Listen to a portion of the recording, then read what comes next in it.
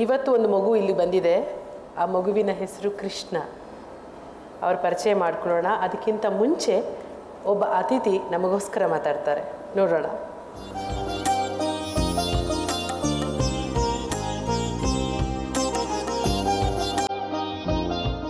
ತಂದೆ ತಾಯಿ ಅಥವಾ ಅಪ್ಪ ಅವ್ವ ಬರೀ ನಮ್ಮ ಜನ್ಮಕ್ಕೆ ಕಾರಣರಾದಂತಹ ಗಂಡು ಹೆಣ್ಣು ಮಾತ್ರವೇ ಅಲ್ಲ.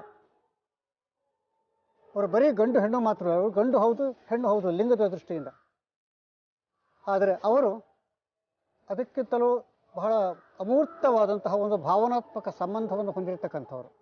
ಅಪ್ಪ ಅಮ್ಮ ಇವರಿಗೆ ಮಕ್ಕಳನ್ನು ಕಂಡ್ರೆ ಅಪಾರವಾದ ಮಮತೆ. ಆ ಮಮತೆ ಅಕೃತಕವಾದ್ದು. ನಾವೇನೋ ಒಂದು ಸಂಬಂಧವನ್ನು ಬೆಳೆಸಿದ್ವಿ, ಅದರ ಫಲವಾಗಿ ಮಕ್ಕಳು ಹುಟ್ಟಿದ್ರು, ನಮಗೂ ಅವ್ರಿಗೂ ಸಂಬಂಧ ಇಲ್ಲ ಎನ್ನುವ ಭಾವನೆ ತಂದೆ ತಾಯಿಗಳಿಗೆ ಎಂದಿಗೂ ಕೂಡ ಬರೋದಿಲ್ಲ. ಅವ್ರಿಗಾಗಿ ಎಲ್ಲ ಬಗೆಯ ತ್ಯಾಗವನ್ನು ಮಾಡ್ತಾರೆ. ಯಾರು ಹೇಳ್ಕೊಡ್ಬೇಕಾಗಿಲ್ಲ. ಅಪ್ಪ ಕೆಲವು ಕರ್ತವ್ಯಗಳನ್ನು ಹೊರ್ತಾನೆ. ಉದಾಹರಣೆಗೆ ಅವನು ಹೊರಗಡೆಗೆ ದುಡಿತಾನೆ ಅಥವಾ ದುಡಿತಾ ಇದ್ದ, ಹೊರಗೆ ದುಡಿತಕ್ಕಂಥವನು, ಮನೆಗೆ ಹಣವನ್ನು ಆಹಾರವನ್ನು ತಂದು ಕೊಡ್ತಕ್ಕಂಥವನು. ಮನೆಯ ಹೊರಗಿನ ಕರ್ತವ್ಯಗಳು ಅವನವು. ತನ್ನ ಮಕ್ಕಳನ್ನು ತನ್ನ ಹೆಂಡತಿಯನ್ನು ಸಾಕುವ ಕರ್ತವ್ಯ ಅವನದು. ಅದು ದೈಹಿಕವಾದಂತಹ ಒಂದು ಸುಖವನ್ನು ನೋಡ್ಕೊಳ್ತಕ್ಕಂಥದ್ದು. ತಾಯಿಯಾದವಳು ಮನೆಯ ಒಳಭಾಗವನ್ನು ನೋಡ್ಕೊಳ್ತಾಳೆ. ಮನೆಯಲ್ಲಿ ಮಕ್ಕಳನ್ನು ನೋಡ್ಕೊಳ್ತಕ್ಕಂಥದ್ದು, ಗಂಡನ ನೋಡ್ಕೊಳ್ತಕ್ಕಂಥದ್ದು ಎಲ್ಲವನ್ನ ತಾಯಿ ಹೊರ್ತಾಳೆ. ಯಾಕಂದರೆ ತಾಯಿಗೆ ಮಕ್ಕಳಂತೆ ಗಂಡನೂ ಕೂಡ ಮುಖ್ಯ, ಗಂಡನಿಗೆ ಹೆಂಡತಿ ಅಂತೇನೆ ಮಕ್ಕಳು ಕೂಡ ಮುಖ್ಯ. ಹೀಗಿರುವಾಗ ಈ ಸಂಬಂಧ ಇದೆಯಲ್ಲ, ಪರಸ್ಪರ ಅವಿನಾಭಾವ ಸಂಬಂಧ, ಪರಸ್ಪರ ಪ್ರೀತಿಯ ಸಂಬಂಧ, ಇದು ಅಭೂತಪೂರ್ವವಾದ. ಮೊದಲಿಗೆ ಕೃಷ್ಣ ಅವರೇ, ನಮ್ಮ ಕಾರ್ಯಕ್ರಮಕ್ಕೆ ಸ್ವಾಗತ. ನಿಮಗೆ ನಮಸ್ಕಾರ ಮೇಡಮ್. ನಮಸ್ತೆ. ನಿಮ್ಮ ಬಗ್ಗೆ ತಿಳ್ಕೊಳ್ಬೇಕು, ನಿಮ್ಮ ಪರಿಚಯ ಮಾಡ್ಕೊಳ್ಬೇಕು ಅಂತ ಬಹಳ ಕುತೂಹಲ ನನಗೆ. ನನ್ನಷ್ಟೇ ನನ್ನ ಸ್ನೇಹಿತರಿಗೆ ಕೂಡ ಕುತೂಹಲ ಇದೆ. ಆದರೆ ನಿಮ್ಮ ಬಗ್ಗೆ ನಾವೇ ಒಂದು ಸಣ್ಣ ಪರಿಚಯವನ್ನು ಸಂಗ್ರಹ ಮಾಡಿದ್ದೀವಿ. ಧಾರವಾಡದ ರಾಮಚಂದ್ರ ಹೊಂಬಾಳ್ ಹಾಗೂ ಶಂಕರವ್ವ ಹೊಂಬಾಳ್ 9 ಜನ ಮಕ್ಕಳನ್ನು ಹೆತ್ತು ಸಾಕಿ ಸಲುಹಿದ ಆದರ್ಶ ದಂಪತಿಗಳು.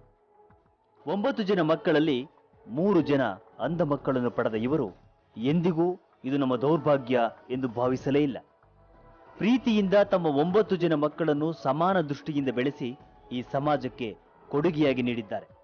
ಸ್ವಾತಂತ್ರ್ಯ ಹೋರಾಟಗಾರರಾದ ರಾಮಚಂದ್ರಪ್ಪ ಮಕ್ಕಳಿಗೆ ದೇಶಪ್ರೇಮ, ಸ್ವಾಭಿಮಾನ ಮತ್ತು ಶಿಕ್ಷಣವನ್ನು ದಾರಿ ಎರೆದು ಬೆಳೆಸಿದ್ದಾರೆ. 9 ಜನ ಮಕ್ಕಳಲ್ಲಿ ಹುಟ್ಟುಗೂಡನ್ನು ಬೆನ್ನಿಗೆ ಕಟ್ಟಿಕೊಂಡು ಬಂದ ಕೃಷ್ಣ ಆರ್ ಹೊಂಬಾಳ್ ಇಂದಿನ ಸಂಚಿಕೆಯ ವಿಶೇಷ ಅತಿಥಿ. ಬಾಲ್ಯದಿಂದಲೂ ಓದಿನಲ್ಲಿ ಮುಂದಿದ್ದ ಕೃಷ್ಣ ಓದಿದ್ದು ರಾಜ್ಯಶಾಸ್ತ್ರದಲ್ಲಿ MA, MPhil ಜೊತೆಗೆ PhD. ಅದು ಈಗ ಮುಕ್ತಾಯದ ಹಂತದಲ್ಲಿದೆ. ಪ್ರಸ್ತುತ ಮೈಸೂರು ವಿಶ್ವವಿದ್ಯಾನಿಲಯದ ಮಾನಸ ಗಂಗೋತ್ರಿಯಲ್ಲಿ ರಾಜ್ಯಶಾಸ್ತ್ರದ ಉಪನ್ಯಾಸಕರಾಗಿ ಸೇವೆ ಸಲ್ಲಿಸುತ್ತಿರುವ ಕೃಷ್ಣ ಆರ್ ಹೊಂಬಾಳ್ BA ಪದವಿಯಲ್ಲಿ ಚಿನ್ನದ ಪದಕ ಗಳಿಸಿರುವುದು ಗಮನಾರ್ಹ. ಕವಿಗಳಾಗಿಯೂ ಗಮನ ಸೆಳೆದಿರುವ ಇವರು ಹಲವಾರು ಕವಿ ಕಾವ್ಯಗೋಷ್ಠಿಗಳಲ್ಲಿ ಸ್ವರಚಿತ ಕವನಗಳನ್ನು ವಾಚಿಸಿದ್ದಾರೆ. ಆಕಾಶವಾಣಿ ಮತ್ತು ಅನೇಕ ವಾಹಿನಿಗಳಲ್ಲಿ ಸಂವಾದ, ಚರ್ಚೆ, ಕಿರುಭಾಷಣಗಳನ್ನು ಕೂಡ ನೀಡಿದ್ದಾರೆ. ಕೃಷ್ಣ ಆರ್ ಹೊಂಬಾಳ್ ಅವರಿಗೆ ನಮ್ಮ ಅಪ್ಪ ಅಮ್ಮ ಕಾರ್ಯಕ್ರಮಕ್ಕೆ ಸ್ವಾಗತ, ಸುಸ್ವಾಗತ.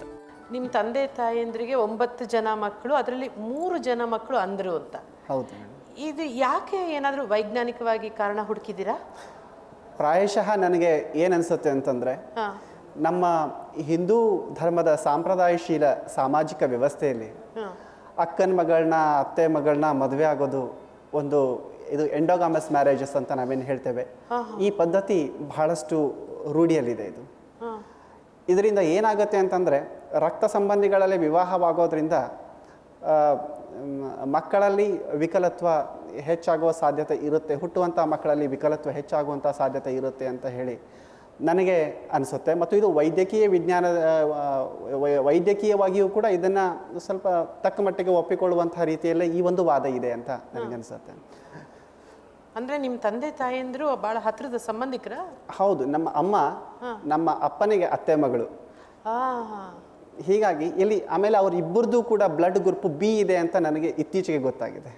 ಓಹೋ. ನಿಮ್ಮ ತಾಯಿ ಬಗ್ಗೆ ಏನಾದರೂ ಹೇಳಿ. ಅಮ್ಮನಿಗೆ ದೈವ ಭಕ್ತಿ ಜಾಸ್ತಿ. ಆ ದೈವ ಭಕ್ತಿಯ ಮೂಲಕ ಮಕ್ಕಳನ್ನು ಅಂದರೆ ನಮ್ಮ ಒಂದು ನೈತಿಕ ವ್ಯಕ್ತಿತ್ವವನ್ನು ರೂಪುಗೊಳಿಸೋದಕ್ಕೋಸ್ಕರವೂ ಕೂಡ ದೈವ ಭಕ್ತಿಯನ್ನೇ ಒಂದು ನಿಯಂತ್ರಣ ಸಾಧನವನ್ನಾಗಿ ಉಪಯೋಗಿಸ್ತಾರೋ ಏನೋ ಅಂತ ಒಂದೊಂದು ಸಾರಿ ನನಗನ್ನಿಸುತ್ತೆ.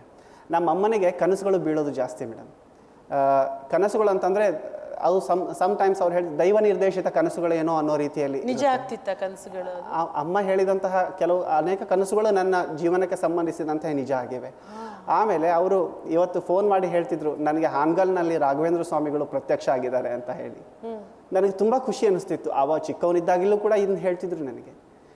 ಅವರು ಕನಸುಗಳು, ಫಾರ್ ಎಕ್ಸಾಂಪಲ್, ನಾನು ಜುಲೈ 28, 1975ನೇ ಇಸ್ವಿಯಲ್ಲಿ ನಾನು ಸ್ಕೂಲಿಗೆ ಬರೋವಾಗ ಅವ್ರಿಗೆ ಒಂದು ಕನಸು ಬಿದ್ದಿತ್ತಂತೆ. ಕನಸಿನಲ್ಲಿ ದುರ್ಗಾಮಾತೆ ಬಂದುಬಿಟ್ಟು ಪೂರ್ತಿ ಜಡೆ ಬಿಚ್ಕೊಂಡು ಬಂದುಬಿಟ್ಟು ಈ ಮಗುವನ್ನು ನೋಡ್ಕೊಳ್ಳೋ ಭಾರ ನಂದು ಅಂತ ಹೇಳಿ ಅಮ್ಮನಿಗೆ ಒಂದು ಭರವಸೆಯನ್ನು ಕೊಟ್ಟಂತಹ ಒಂದು ಕನಸು ಅಮ್ಮನಿಗೆ ಬಿದ್ದಿತ್ತಂತೆ.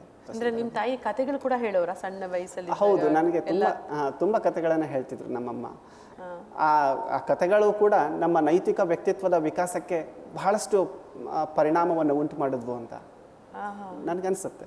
ಅಪ್ಪ ಕೂಡ ಕತೆ ಹೇಳ್ತಿದ್ರು, ರಾಮಾಯಣ, ಮಹಾಭಾರತ, ಈ ಶ್ರವಣ, ಹರಿಶ್ಚಂದ್ರ ಇತ್ಯಾದಿ ಕಥೆಗಳನ್ನೆಲ್ಲ ಹೇಳಿದ್ರು. ಗಾಂಧೀಜಿ ಬಗ್ಗೆನೂ ಕೂಡ ಸಾಕಷ್ಟು ಹೇಳ್ತಿದ್ರು ನನಗೆ. ಹೀಗಾಗಿ ಅಪ್ಪ ಅಮ್ಮ ಇಬ್ಬರೂ ಕೂಡ ನನ್ನ ಆಧ್ಯಾತ್ಮಿಕ ಗುರುವೂ ಹೌದು ಅಂತಕ್ಕಂಥದ್ದು ನಾನು ಒಪ್ಕೊಳ್ಳೇಬೇಕಾಗುತ್ತೆ. ಸಮಾಜಕ್ಕೆ ನಾನು ಹೇಳಲೇಬೇಕಾಗುತ್ತೆ. ಮಕ್ಕಳನ್ನು ಹುಟ್ಟಿಸೋದಷ್ಟೇ ಅಲ್ಲ, ಮಕ್ಕಳನ್ನು ಹೇಗೆ ಬೆಳೆಸಬೇಕು ಅನ್ನೋದ್ರ ಬಗ್ಗೆ ನಮ್ಮ ಅಪ್ಪ ಅಮ್ಮನಿಂದ ನಾವು ತಿಳ್ಕೊಳ್ಳೋದು ಸಾಕಷ್ಟಿದೆ. ನಿಮ್ಮಲ್ಲಿ ಇವಾಗ ನೀವು ಬೆಳೆದಿದ್ದೀರಿ, ನಿಮ್ಮ ಕಾಲ ಮೇಲೆ ನೀವು ನಿಂತಿದ್ದೀರಿ, ನೀವೇ ಒಂದು ಸ್ಥಾನವನ್ನು ಕಂಡು ಹಿಡ್ಕೊಂಡಿದ್ದೀರಿ, ಸದ್ಯದಲ್ಲೇ ಡಾಕ್ಟರ್ ಕೃಷ್ಣ ಆಗ್ತಿದ್ದೀರಿ.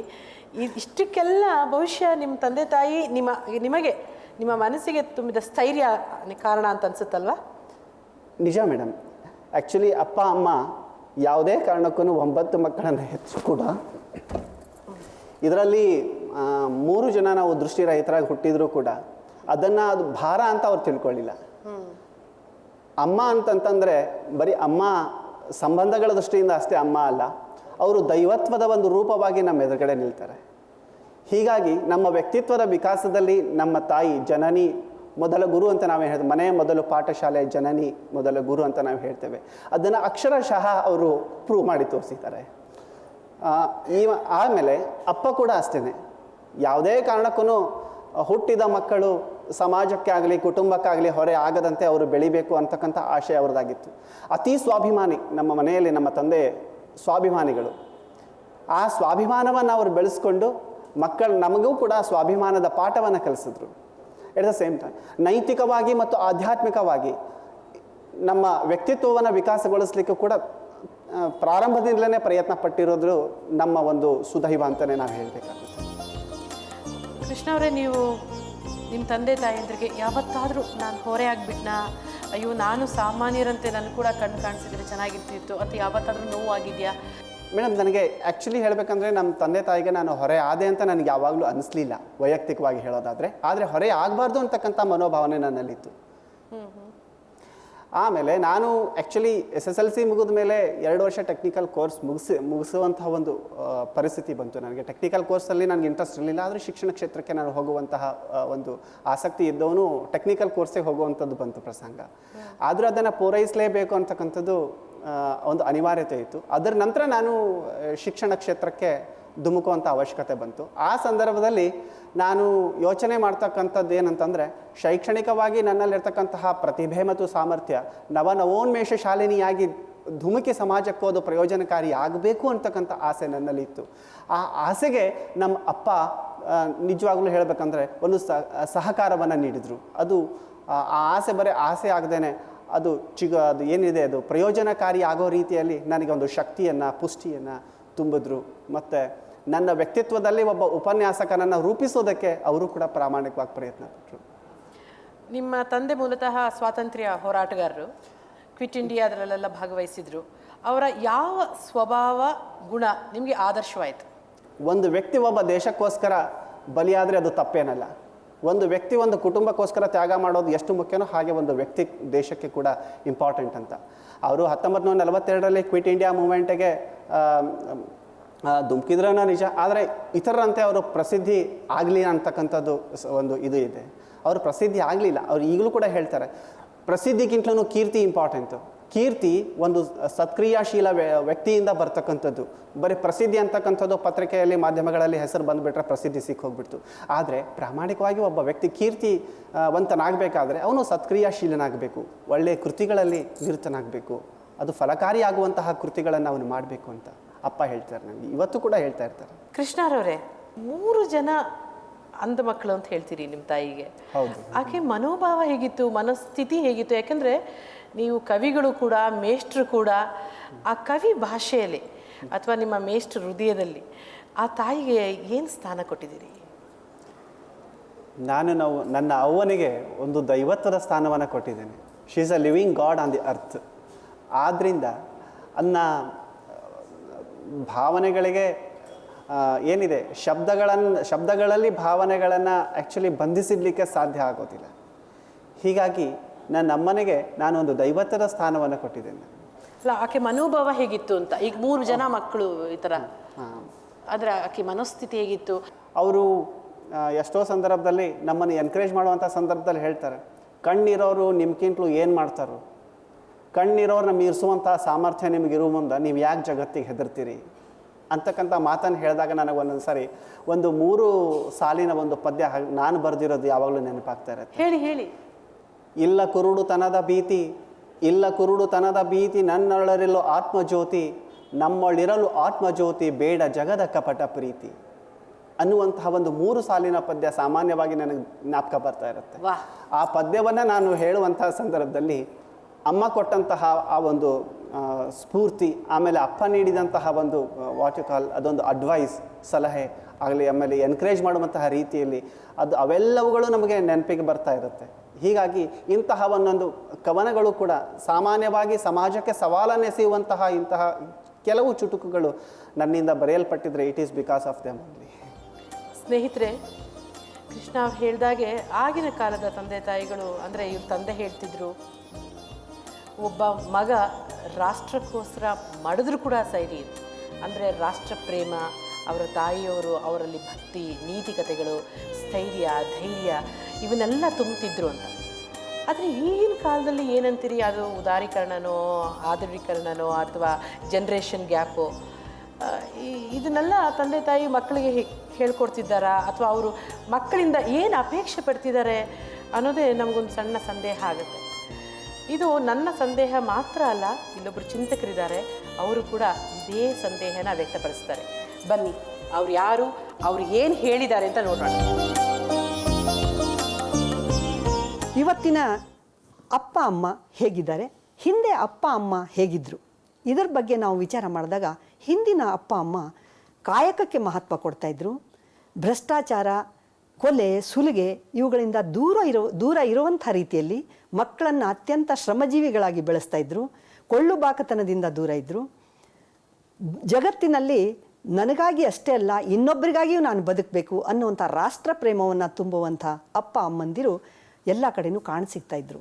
ಆದರೆ ಇತ್ತೀಚೆಗೆ ಅಪ್ಪ ಅಮ್ಮ ಅನ್ನುವಂಥ ಈ ಏನು ಎರಡು ಶಬ್ದಗಳು ಇಡೀ ಖಾಸಗೀಕರಣ, ಉದಾರೀಕರಣ ಇಂಥ ಒಂದು ಸಂದರ್ಭದಲ್ಲಿ ಮಕ್ಕಳನ್ನು ಯಾವುದೋ ಒಂದು ಬೇರೆ ದಿಕ್ಕಿಗೆ ತಗೊಂಡು ಹೋಗ್ತಾ ಇದ್ದಾರಾ ಅನ್ನುವಂಥ ಆಲೋಚನೆ ಕೂಡ ಬರ್ತಾ ಇದೆ.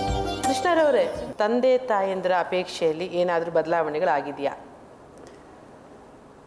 ಇತ್ತೀಚಿನ ದಿನಮಾನಗಳಲ್ಲಿ ಸಾಕಷ್ಟು ಬದಲಾವಣೆಗಳನ್ನು ನಾವು ನೋಡ್ತಾ ಇದ್ದೇವೆ ಮೇಡಮ್.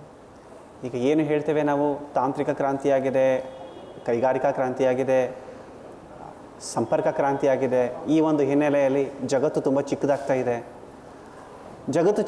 ಇದೆ, ಆದರೆ ಹೃದಯಗಳು ತುಂಬ ದೂರವಾಗ್ತಾ ಇವೆ. ಈ ಭಾವನೆ ನಾನು ಮುಚ್ಚಿಟ್ಕೊಳ್ಳಿಕ್ಕಾಗಲ್ಲ.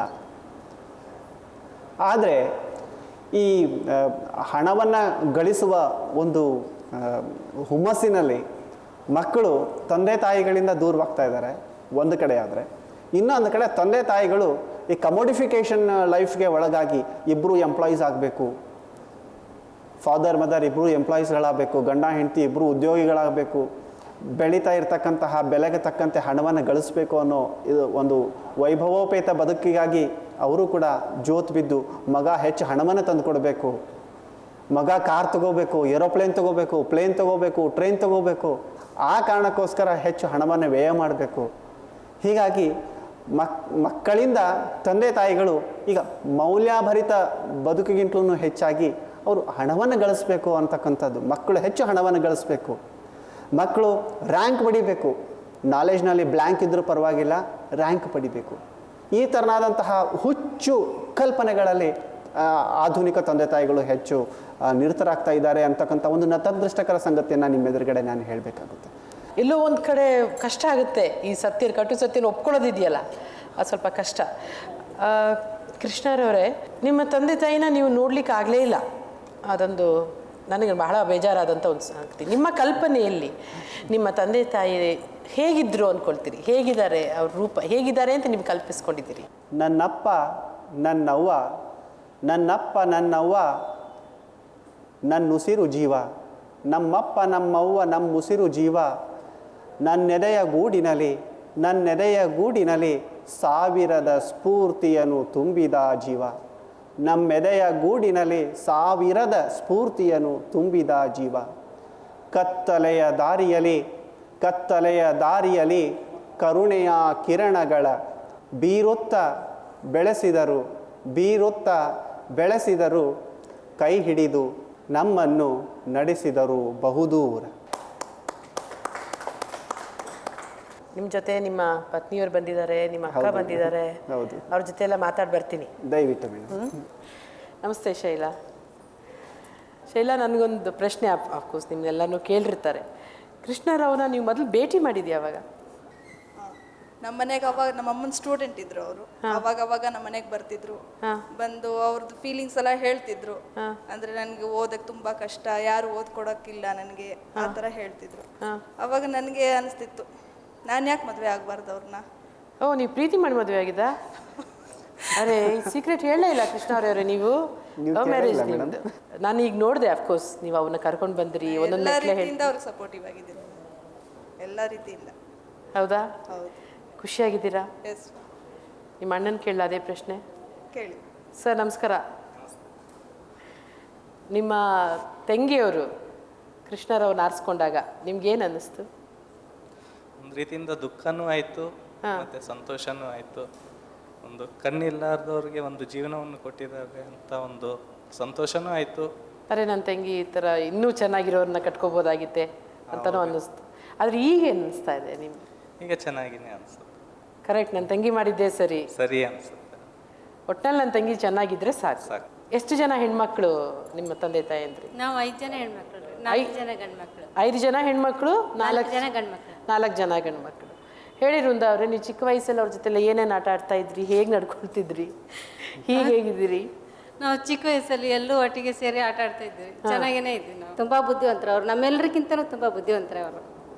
ಖುಷಿ ಆಗ್ತಾ ಇದೆ ಈಗೆಲ್ಲ? ಎಲ್ರಿಗಿಂತ ಹೆಚ್ಚಿಗೆ ಓದಿದ್ದಂದ್ರೆ ಅವರೇನೆ. ಕೃಷ್ಣ ಅವರ ಫೇವ್ರೆಟ್ ಹೀರೋ ಯಾರು ಕನ್ನಡದಲ್ಲಿ? ಸುದೀಪ್. ಹಾ, ಹೀರೋಯಿನ್ ನನ್ನ ಬಿಟ್ರೆ? ಹೀರೋಯಿನ್ ಅಷ್ಟು ಗೊತ್ತಿಲ್ಲ ಮೇಡಮ್. ಹೇಳಿಲ್ವಾ? ಹೇಳಿದ್ರೆ ತೊಂದರೆ ಆಗ್ಬೋದು ಅಂತಿರ್ಬೋದು ಅಲ್ವಾ ಕೃಷ್ಣ ಅವರೇ? ಈ ಫೇವ್ರೆಟ್ ಹೀರೋಯಿನ್ ಹೇಳಿಲ್ಲ ನಿಮ್ಮ ಹೆಂಡತಿಗೆ? ನನಗೆ ಹೇಳಿ, ಪರವಾಗಿಲ್ಲ, ನಾನು ಹೇಳ್ತೀನಿ. ಏನು, ಯಾರು ನಿಮ್ಮ ಫೇವ್ರೆಟ್ ಹೀರೋಯಿನ್? ಹೀರೋಯಿನಾ ಮೇಡಮ್? ಒಂದೇ ಥಿಂಗ್ ಏನಂತಂದರೆ, ಆ್ಯಕ್ಚುಲಿ ನನಗೆ ಸಿನಿಮಾಲಿ ಅಷ್ಟೊಂದು ಆಸಕ್ತಿ ಬೆಳೆದಿಲ್ಲ. ಯಾವುದೇ ಒಂದು ಅಂಗ ಕೊರತೆ ಇದ್ದರೂ ಕೂಡ ಅದನ್ನೆಲ್ಲ ಮೆಟ್ಟಿ ನಿಂತು ತಮ್ಮ ಜೀವನದಲ್ಲಿ ತಮ್ಮ ಕಾಲ ಮೇಲೆ ತಾವು ನಿಂತು ಬೇರೆಯವ್ರಿಗೆ ಆದರ್ಶವಾಗಿ, ಮತ್ತು ಅವರ ಪತ್ನಿ ನಿಜವಾಗ್ಲೂ ಅವರನ್ನು ಮೆಚ್ಕೊಳ್ಳೇಬೇಕಾದ ಅಂಶ. ಮತ್ತು ಅವ್ರ ಮಗ ಬಂದಿದ್ದಾನೆ, ಅವ್ರ ಮನೆಯವರೆಲ್ಲರೂ ಮಾತಾಡಿದ್ದು ನಿಮಗೂ ಕೂಡ ಖುಷಿಯಾಗಿದೆ ಅಂದ್ಕೊಳ್ತೀನಿ. ಇದರ ಅಭಿಪ್ರಾಯನ ಕೂಡ ನೀವು ಕೂಡ ತಿಳಿಸ್ಬೋದು. ಬನ್ನಿ ಶೈಲಾ, ಬನ್ನಿ. ಸ್ನೇಹಿತರೆ, ಮತ್ತೆ ನಾನು ನಿಮ್ಮನ್ನು ನಾಳೆ ಭೇಟಿ ಆಗ್ತೀನಿ. ನಮಸ್ಕಾರ.